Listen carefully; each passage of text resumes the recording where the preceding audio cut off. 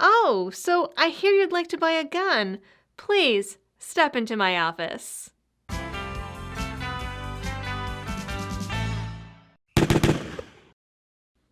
It has finally happened. New York has filed a bill in both the Senate and the House to require mental health exams not just to get a gun license, not even just to buy guns in general. No, they want citizens to receive a mental health evaluation for every gun purchase. And let me tell you, as a licensed psychotherapist, I have a lot to say about this.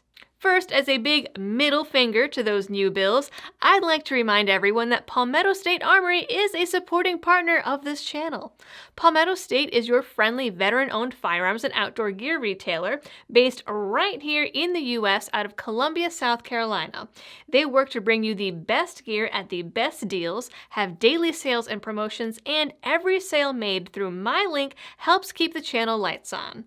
To check out their daily deals, just click the link down in the description and do your regular Palmetto State shopping. So, as I said, two identical bills have been introduced into the New York State Legislature. They are Senate Bill 7065 and Assembly Bill 1589A. They were pre-filed on January 8th, while a lot of us gun owners were focused on Virginia. The Senate version was referred to the Committee on Consumer Protection, and the House version has already been amended and printed as of January 22nd. And it even has a Republican attached to it. I'm looking at you, Dave McDonough. This bill would not only change gun laws, but also aims to change business law, mental health law, and penal laws, all in a bill that's less than 2 pages and only 67 lines. So let's take a look at this bad boy. Before any sale, exchange, or disposal pursuant to this article, a purchaser of any firearm, rifle, or shotgun shall submit to a mental health evaluation and provide the seller with proof of his or her approval to purchase such firearm, rifle, or shotgun.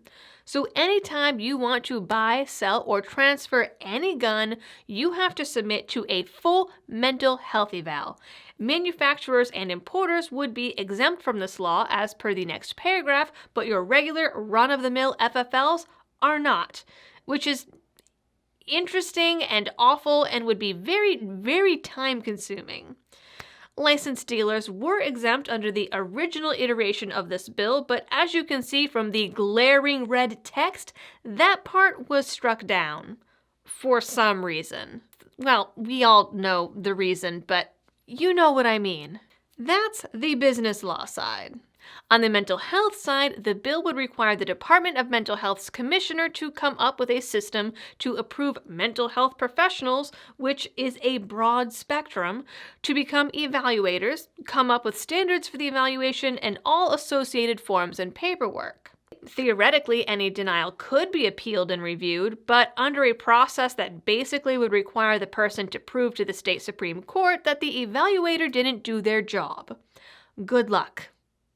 And on the penal side, selling, transferring, or disposing of a gun without the eval is a Class D felony. This is the felony category that also includes manslaughter and is punishable by up to 7 years in prison. New York, New York. Now, let's look at the logistics of this. Oh no, it's bad. It's real bad. As a therapist, I don't want anything to do with mental health anywhere near my guns. I mean, I understand the theory behind it, at least in high horse virtue signaling fantasy land. But here's the thing. Mental health evaluation is a broad and wishy-washy term that could mean just about anything. It will also be expensive and time-consuming and will provide the state with a whole bunch of information that they have no business knowing. Not to mention the basic fact that no one has the right to tell someone else that they can't exercise their rights. First and foremost, a mental health exam isn't a test you can get an A on. In fact, up until a couple years ago, diagnoses were made on a multi-axial system, and Access 5 was your GAF score, or Global Assessment of Functioning. It's a scoring system from 0 to 100, and pretty much no one ever scored above an 85. To score 100, you basically have to be a cyborg. I know now why you cry. but it's something I can never do. The bottom line is, everyone has their own quirks, and we don't know what standards these people are going to be told to follow. Are they going to fail a woman who had postpartum depression 10 years ago and has since made a full recovery?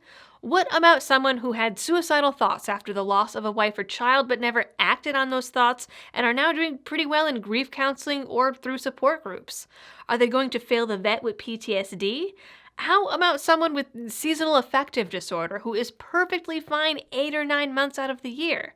Or what about the person looking for self-protection because they've recently been robbed or assaulted that now have trouble sleeping at night because they don't feel safe? And what right does the state have to know any of that? Trick question, they don't. Everyone in the mental health field has a different trigger finger when it comes to risk.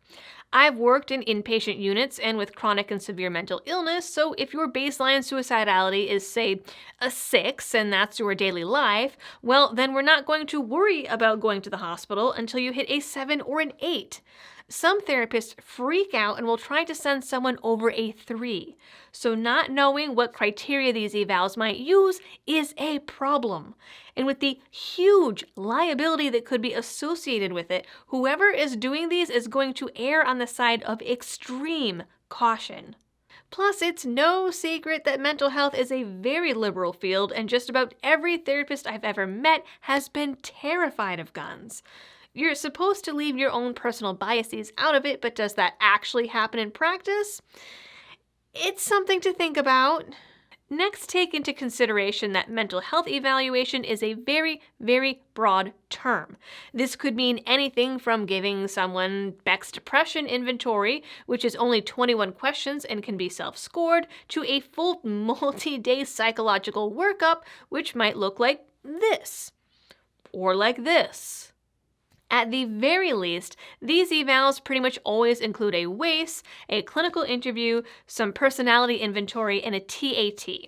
Even something as simple as a suicidality screening could be anything from a few questions to a full LRAMP, with the latter often being preferred for liability reasons.